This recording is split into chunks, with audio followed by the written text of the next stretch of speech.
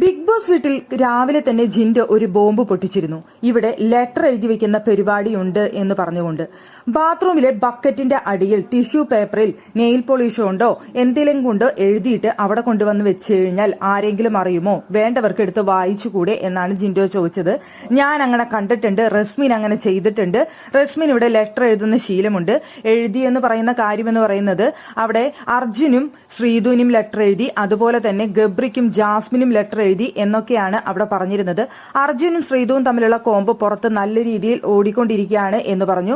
അതുപോലെ തന്നെ ജാസ്മിനും ഗബ്രിയും തമ്മിലുള്ള കോംബോ പുറത്ത് നല്ലതല്ല എന്ന് എഴുതി വെച്ചു എന്നൊക്കെയാണ് അവിടെ ജിൻഡോ വെളിപ്പെടുത്തിയത്.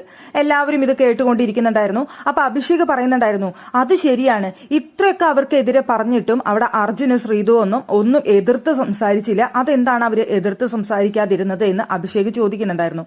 നന്ദൻ ഇരുന്ന് പറയുന്നുണ്ടായിരുന്നു, അങ്ങനെയാണോ ശരിക്കും ഉണ്ടായ ചേട്ടാ എന്ന് ചോദിക്കുന്നുണ്ടായിരുന്നു. പക്ഷേ സായിയും അതുപോലെ തന്നെ സിബിനും ഒരക്ഷരം മിണ്ടാതെ അവിടെ നിന്നു. അതിനുശേഷം നമ്മൾ കാണുന്നത് സായിയും സിബിനും അപ്പുറത്ത് പോയിരുന്ന് ഗാർഡൻ ഏരിയയിൽ ഇരുന്ന് സംസാരിക്കുന്നതാണ്.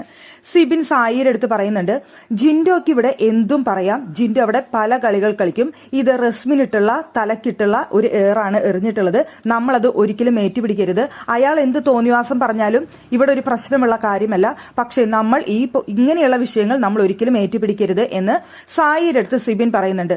അപ്പൊ സായി പറഞ്ഞു, എനിക്കറിയാം അയാൾ പറഞ്ഞത് കള്ളമാണെന്ന് എനിക്കറിയാം, പക്ഷേ ഞാൻ അതുകൊണ്ടാണ് ഏറ്റുപിടിക്കാതിരുന്നത്, അയാൾ എന്ത് വേണമെങ്കിൽ പറഞ്ഞോട്ടെ എന്ന് വിചാരിച്ചിട്ടാണ് ഏറ്റുപിടിക്കാതിരുന്നത് എന്ന് പറയുന്നുണ്ട്.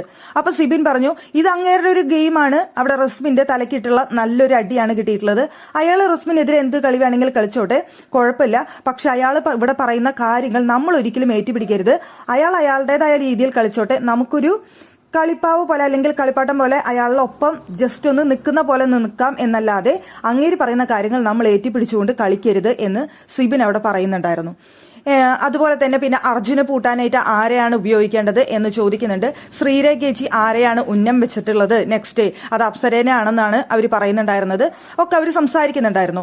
ഗെയിമിനെ കുറിച്ച് അവർ പ്ലാൻ ചെയ്യാണ്.